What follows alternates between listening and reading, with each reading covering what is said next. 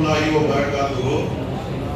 இன்னைக்கு பேரணாம்பட்டு மஸ்ஜித் சேவை குழு உடைய முன்னெடுப்புல இனிஷியேட்டிவ்ல கீட் பேலஸ் உடைய உரிமையாளர் ஹாஜி ஷரீஃப் அவர்களுடைய முழுமையான ஸ்பான்சர்ல இன்னைக்கு 29 ஜோடிகளுக்கு நிக்கா மஜ்லிஸ் இன்னைக்கு நடந்து கொண்டிருக்கக்கூடிய ஒரு கண்கொள்ளா காட்சியை நம்ம எல்லாம் பார்ப்பதற்கு நம்முடைய ஹயாத்துல இப்படி ஒரு பாக்கியத்தை நம்ம எல்லாரும் அடைஞ்சிருக்கிறோம்.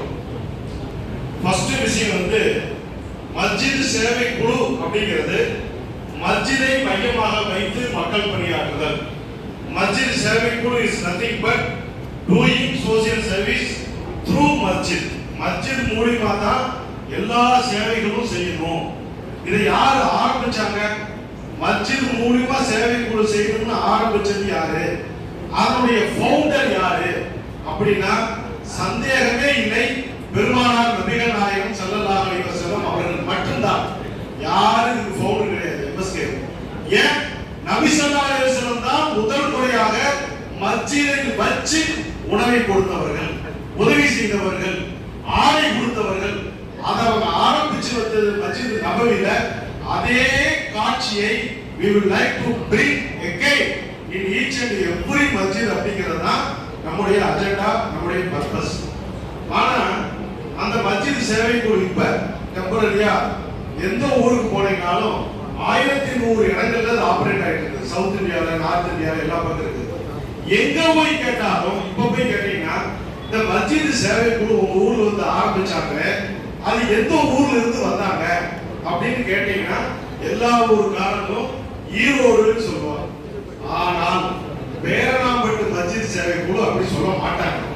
ஏன்னு கேட்டா மற்ற ஊர்களுக்கெல்லாம் ஈரோட்டில் இருந்து எம்எஸ்கே மஸ்ஜித் சேவை குழு போனது, பேரணாம்பட்டுக்கு மட்டும்தான் அது காபத்துல்லாவிலிருந்து வந்தது. அது காபத்துல்லாவிலிருந்து வந்தது, சஃபா மர்வாவிலிருந்து வந்தது.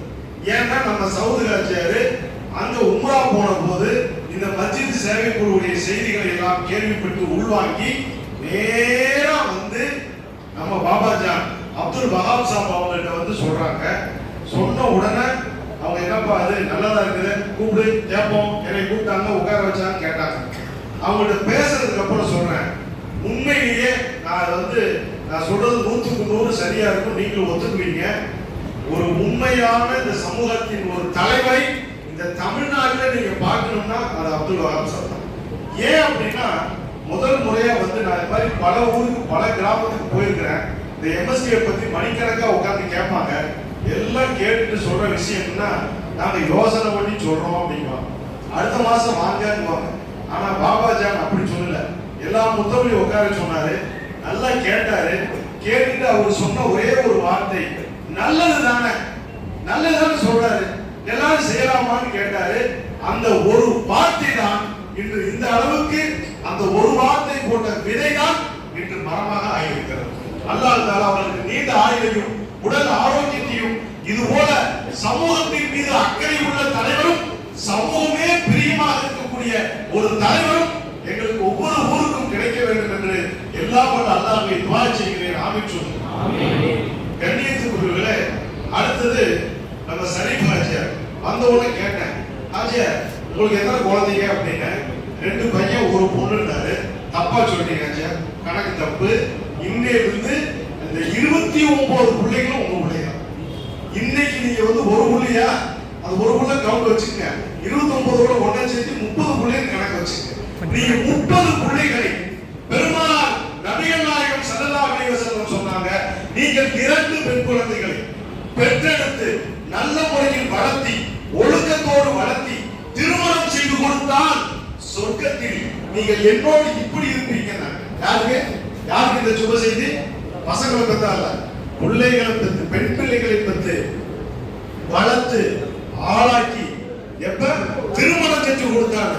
ஹாஜியார் அப்படிலாம் கஷ்டப்படாம ஒரே நாளிலேயே 29 பெண் குழந்தைகளையும் பெற்று வளர்த்தி ஒழுக்கமா கொடுக்க வேண்டிய நிகழ்ச்சியை சிறப்பாக செய்து அந்த நன்மையை அவர்கள் கொள்ளையடித்து விட்டார்கள். என்னுடைய கேள்வியெல்லாம் ஒன்னே ஒண்ணுதான், முடிச்சிடுறேன். ஊர் உலகத்துல இன்னும் எத்தனையோ செல்வந்தர்கள் நான் பார்க்கிறேன், பெருமையா சொல்றாங்க. எனக்கு ஊரை சுத்தி 1700 ஏக்கர் இருக்குது, ஊருக்குள்ள 250 எங்க போனாலும் ஏன் பங்களாவை பார்க்காம போக முடியாது? இதெல்லாம் நான் கேள்விப்பட்ட வார்த்தை. சொத்து அப்படி என் மகனுக்கு அப்படி செஞ்சுட்டேன், என் மகனுக்கு இந்த தொழிலை சொல்லி கொடுத்துட்டேன், என் மகனுக்கு இத்தனை வீடு வச்சிருக்கிறேன், இதோட விட்டான்னு இல்ல. மகனையும் முடிச்சு பேரனுக்கும் சொத்து. கொள்ளு பேரன் சொல்லுவாங்க தமிழ்ல, கொள்ளு பேரன் எள்ளு பேரன் பாங்க, கிராண்ட்சன் ஆஃப் கிராண்ட்சன். அவனை பார்க்க போறதே இல்ல. பார்க்காத கொள்ளு பேரனுக்கெல்லாம் சொத்துக்களை சேர்த்து வைக்கக்கூடிய இந்த செல்வந்தர்கள், கண்ணால் பார்க்கக்கூடிய அண்டை வீட்டார், அயலார்கள், அனாதைகள், ஆதரவற்றோர், அவர்கள் எல்லாம் உங்கள் பிள்ளைகளாக தெரியவில்லையா? அவங்களுக்கெல்லாம் நீங்க உதவி செஞ்சா அந்த பிள்ளைகள் உங்களுக்கு நல்லா கேட்டுங்க. சொத்தை எத்தனையோ என்னுடைய 15 வருஷ வாழ்க்கையில பாக்குறேன். இந்த 15 வருஷ சேவையில சுத்தாத கிராமம் இல்ல, போகாத ஊர் இல்ல. கேள்விப்பட்ட ஒரு விஷயத்தை சொல்றேன். என் கண்ணு பார்க்க ஒருத்தரை பத்தி சொல்றாங்க, ஹாஜியா அவர் நன்கொடையே கொடுக்க மாட்டேங்கிறாரு எம்எஸ்கேவுக்கு. நான் சொன்னேன், அவரு கொடுக்கலப்பா, எம்எஸ்கேவுக்கு அல்லாஹ் தஆலா அவரு காசை வேண்டாங்கிறான். அவரு கொடுக்க மாட்டேன்னு சொல்ல, அல்லாஹ் வேணாங்கிறான், நீ வாங்காத அப்படின்னு. அப்படியெல்லாம் சொத்தை சேர்த்து வச்சவங்க இறந்துட்டாங்க. அவரு மகனுங்க அந்த சொத்தை மகனுக்குனே வச்சுட்டு போன சொத்து, யாருக்குமே கொடுக்காத சொத்து இன்னைக்கு எதுல போயிட்டு இருக்கு தெரியுமா? இன்னைக்கு நான் சொல்றது இங்க சொல்றேன், ஜங்கிலி ரம்மியில போயிட்டு இருக்குது. எதுல போயிட்டு இருக்குது?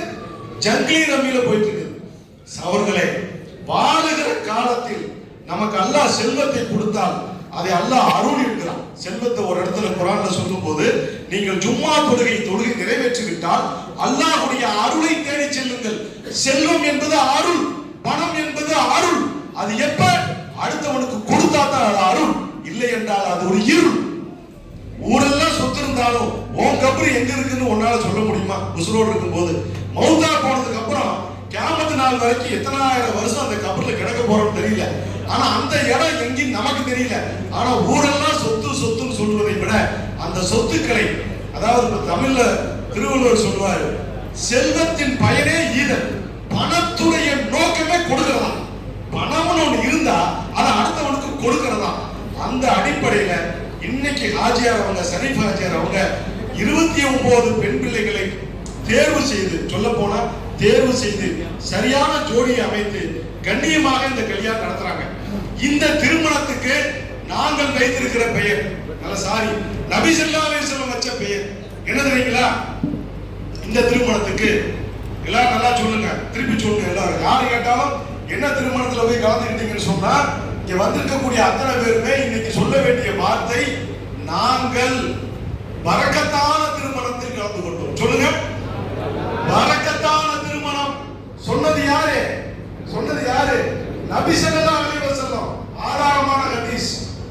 எவர் ஒருவர் எந்த திருமணத்தில் சுமை குறைவாக இருக்கிறதோ, சிரமம் குறைவாக இருக்கிறதோ, செலவு குறைவாக இருக்கிறதோ, அந்த திருமணமே சிறந்த திருமணம் என பெருமானார் ஸல்லல்லாஹு அலைஹி வஸல்லம் அவர்களால் the best நிக்கா என சொல்லப்பட்ட பரக்கத்து நிறைந்த நிக்கா இந்த நிக்கா. இந்த நிக்காவில் உள்ள மாப்பிள்ளைகளும் பரக்கத்தானவர்கள், மணமகள்களும் பரக்கத்தானவர்கள், இந்த நிக்கா மஜ்லிஸிலே கலந்து கொண்டவர்களும் பரக்கத்தானவர்கள். இன்றைய ஊர் பக்கம்லாம் பார்க்கிறோம், இங்கெல்லாம் மாறிட்டாங்க. இங்க மேல் விசாரம் முடியாதது பக்கம்லாம் இன்னைக்கு செலவு ரொம்ப குறைக்கிற ஒரு நாலேஜ் வந்துருச்சு. எங்க ஊர் பக்கம் அப்படி கிடையாது.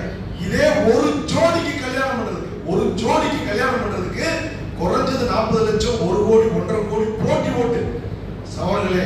ஆனா நபி அப்படி சொல்லலையே. எங்க செலவு கம்மினாங்க. இன்னைக்கு பாருங்க, ஒரு பள்ளிவாசலுக்குள்ள உட்கார்ந்துக்கிட்டு பள்ளிவாசல்ல உட்கார்ந்து 29 ஜோடிகளுக்கு நிக்கா நடத்தப்படுகிறது என்றால் இதுதான் பரக்கத்தான திருமணம்.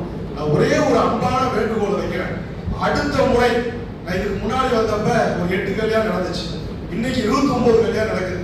ஆனால் அடுத்த முறை நடக்கும் போது இந்த திருமணத்தில் இந்த ஊரில் உள்ள செல்வந்தர்களுடைய பிள்ளைகளும் இந்த நிக்காவிலே கலந்து கொள்ள வேண்டும். இன்ஷா அல்லாஹ். பெரிய பணக்காரங்க நாங்களும் அந்த பரக்கத்தான நிக்கால கலந்து கொண்டு வரோம். நாங்களும் கலந்து கொண்டு வரோம். பல்லவட்டியில் போய் பாருங்க, 20 நிக்கா, 22 நிக்கா, எல்லாமே செல்வந்தர்கள் தான். ஏன்னா கடையை விட்டு வர முடியாது, அதனால ஒரே நாள வச்சு முடிச்சிருவாங்க ஊரே. அது மாதிரி அடுத்த முறை இந்த நிக்கா மஜ்லிஸ் என்பது இது ஏழைகளின் நிக்கா அல்ல, பெருமானார் ஸல்லல்லாஹு அலைஹி வஸல்லம் நமக்கு சொன்ன எளிமையான நிக்கா இந்த நிக்கா. அதனால இந்த நிக்காக்குல அடுத்த முறை எல்லாரும் கலந்துக்கணும். அதே சமயத்துல ஒவ்வொருத்தருமே ஒரே ஒரு விஷயம் சொல்லி முடிச்சாங்க. நபி ஸல்லல்லாஹு அலைஹி வஸல்லம் சொன்ன ஹதீஸ், பக்கத்து வீட்டுக்காரன் பசித்திருக்க தான் மட்டும் உண்டு மகிழ்பவன் என்னை சார்ந்தவன் அல்ல. டேய், பக்கத்து வீட்டுக்காரன் பசியோடு இருக்கிறான், நீ அவனுக்கு சோறு கூட போடாம நீ என்னதான் நல்ல காரியம் பண்ணாலும் உனக்கு எனக்கு சம்மதம் இல்லைன்னு நபியுடைய ஹதீஸ். நாளை மறுமையில போய் நீ ரசூல் ஸல்லல்லாஹு அலைஹி வஸல்லம் முகத்தை பார்க்கும்போது, ஏய் நீ பக்கத்து வீட்டுக்காரன் கூட சோறு கொடுக்காங்க, உனக்கு எனக்கு சம்மதம் இல்லைன்னு நாளைக்கு மகசூல்ல நபி ஸல்லல்லாஹு அலைஹி வஸல்லம் நம்மை பார்த்து சொன்னால் நம் நிலை என்ன? அப்ப எந்த அளவுக்கு சிந்திக்கணும்னா இந்த பக்கத்து வீட்டுக்காரங்களை பத்தி சிந்திக்கணும். ஒன்று. ரெண்டாவது விஷயம், உங்க வீட்டுல நல்ல குழம்பு வைக்கிறீங்க, நல்ல ருசியான குழம்பு, கபகபகபகன்னு மணக்குது. இப்ப ரசூல் ஸல்லல்லாஹு அலைஹி வஸல்லம் என்ன சொல்றாங்க, உன் வீட்டுல வச்ச குழம்புடைய மனம் ஒண்ணு பக்கத்து வீட்டுக்காரனுக்கு போயிருச்சு அப்படின்னா தயவு செஞ்சு அவனுக்கும் சேர்ந்து குழம்பு கொடு. First point. குழம்பு நிறைய இருந்தா அவனுக்கும் கொடு, பக்கத்து வீட்டுக்காரனுக்கு மீன் குழம்பு கொடு. கொடுக்க முடியல, இப்ப கொஞ்சம் தண்ணியை ஊத்து, கொஞ்சம் தண்ணியை ஊத்து, ருசி குறைஞ்சாலும் பரவாயில்ல, ஷேர் பண்ணி சாப்பிடு, பக்கத்து வீட்டுக்கு கொடு. உன்னால தண்ணியையும் ஊத்த முடியல, இப்ப என்ன தெரியுமா நீங்க செய்யணும், கதவெல்லாம் சாத்திக்கணும், அந்த வாசம் போகாம பாத்துக்க.